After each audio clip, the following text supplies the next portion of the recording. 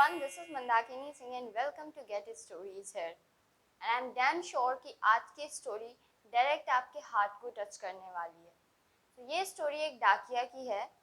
एक डाकिया अपना डाक देने, वो पत्र देने एक घर के दरवाजे पे जाता है और वो दरवाज़ा खटखटा रहा होता है लगातार, लेकिन वहाँ अंदर से कुछ आवाज़ नहीं आ रही होती है। तो उस डाकिया को शक होता है कि कोई अंदर है या नहीं, तो वो एक बार बोलता है कि क्या कोई अंदर है।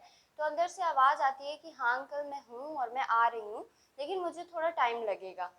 तो वो इंतज़ार कर रहा होता है। फिर 5 मिनट बाद वो फिर से खटखटाता है और कहता है अभी कितना टाइम लगेगा और जल्दी आइए आप। तो फिर अंदर से आवाज़ आती है, वो आवाज़ एक बच्ची की रहती है। तो वो बच्ची बोलती है कि अगर आप ज़्यादा जल्दी में हो तो आप वो पत्र जो है वहीं डोर पे ड्रॉप कर दीजिए, रख दीजिए, और उसके बाद मैं आके ले लूँगी। तो वो डाकिया जो है वो जवाब देता है कि नहीं, मैं ये पत्र यहाँ नहीं रख सकता हूँ, क्योंकि मुझे तुम्हारे साइन की भी ज़रूरत है। जिसने वो लेटर रिसीव किया है, मुझे उसके सिग्नेचर भी लेने हैं। तो वो लड़की कहती है ठीक है, मैं बस 5 मिनट में आ रही हूँ। तो वो धीरे धीरे आ रही होती है। डोर जैसे ही ओपन होता है, डाकिया बहुत ज़्यादा गुस्से में होता है, क्योंकि वो लगभग 15 मिनट से इंतज़ार कर रहा होता है और उसे और जगह भी जाना होता है पत्र देने। तो वो डाकिया जो है वो गुस्से में कुछ बोलने ही वाला होता है, तब तक वो देखता है वो बच्ची दरवाज़ा खोलती है। तो वो देखता है कि उसका पैर जो रहता है उसमें पोलियो हुआ रहता है। तो वो डाकिया तुरंत शांत हो जाता है, वो कुछ नहीं कहता है और उस बच्ची से और उसका हाल चाल लेता है, उसे पत्र देता है, साइन लेता है और चला जाता है। बाद में वो पछताता भी है कि अगर उस वक्त मैंने कुछ बोल दिया होता तो वो बच्ची क्या सोचती मेरे बारे में। ऐसे ही चल रहा होता है। तो वो बच्ची की जो है वो माँ नहीं, माँ गुजर चुकी होती है, वो अपने पिताजी के साथ रह रही होती है।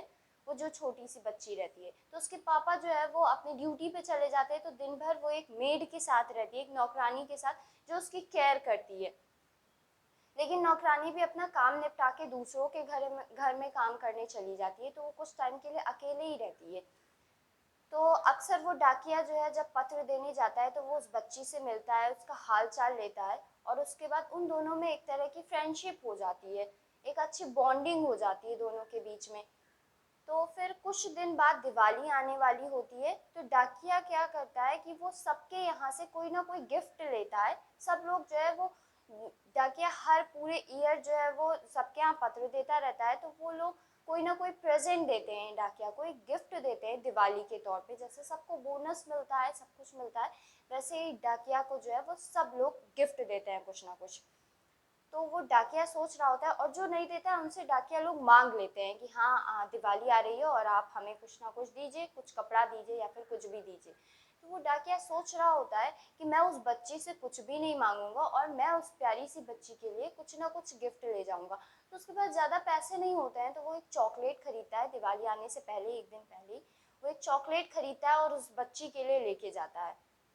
और वहां पे वो बच्ची जो है वो कई दिन से देख रही होती है कि वो डाकिया के पास शूज नहीं रहता है पैर में। तो वो नंगे पांव ही जो है वो पत्र देता रहता है। तो वो लड़की को उस डाकिया के ऊपर बहुत दया आती है।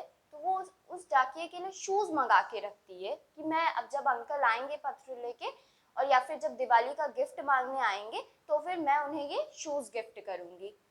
तो ऐसे दोनों लोगों ने एक दूसरे के लिए प्रेजेंट ली हुई थी कि क्या देंगे। तो डाकिया जैसे ही जाता है, वो दरवाजा खटखटाता है, वैसे ही लड़की डोर ओपन करती है। और उसके बाद वो डाकिया जो है वो जो चॉकलेट ली हुई थी छोटी सी, वो उस लड़की को देता है और हैप्पी दिवाली इन एडवांस बोलता है वो उसे। और उसके बाद वो लड़की जो होती है वो कहती है, अंकल को थैंक यू बोलती है और रुकने को कहती है। फिर वो धीरे अंदर जाती है और वहां से अपना जो शूज मंगाया होता है उसे लेके आती है, और वो शूज लाके डाकिया को देती है। डाकिया की आंखों में आंसू आ जाता है। वो कहता है नहीं, तुम मेरी बेटी जैसी हो और मैं तुमसे कोई गिफ्ट नहीं लूंगा। मैंने पहले ही सोच रखा था कि तुमसे कोई गिफ्ट नहीं लूंगा और मैं तुम्हारे लिए चॉकलेट लाई हूँ, ये शूज में नहीं ले सकता। तो वो कहती है नहीं अंकल, अगर आप ये नहीं लेंगे तो मुझे बहुत बुरा लगेगा, और मैंने आप ही के लिए ये मंगवाया है। तो बहुत ज्यादा जबरदस्ती करती है। तो डाकिया उनसे शूज, उस लड़की से शूज ले लेता है। फिर वो डाकिया इतना ज़्यादा दुखी हो जाता है, वो बिना कुछ बोले ही वहाँ से आगे बढ़ता है।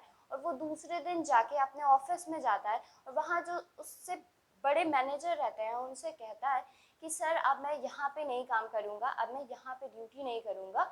और क्योंकि मैं, उस लड़की ने मेरे पास शूज़ नहीं देखा तो उसने मुझे शूज़ गिफ्ट कर दिया, और मैं उस लड़की के पास पैर नहीं देख रहा हूँ, तो मैं उसे पैर कैसे दे सकता हूँ। और अगर मैं नहीं दे सकता हूँ, जब एक छोटी सी बच्ची मुझे अपने पिता समान मानती है और उसने मुझे जैसे ही मेरे पैर में शूज नहीं देखा मुझे शूज गिफ्ट कर दिया, मैं उसे उसके पैर कैसे दे सकता हूँ।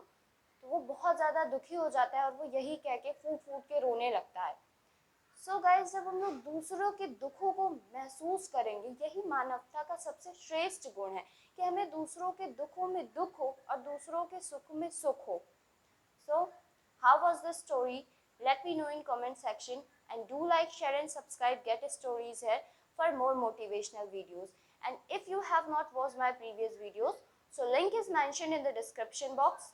Check it out and do like, share and subscribe. So, till then, bye bye.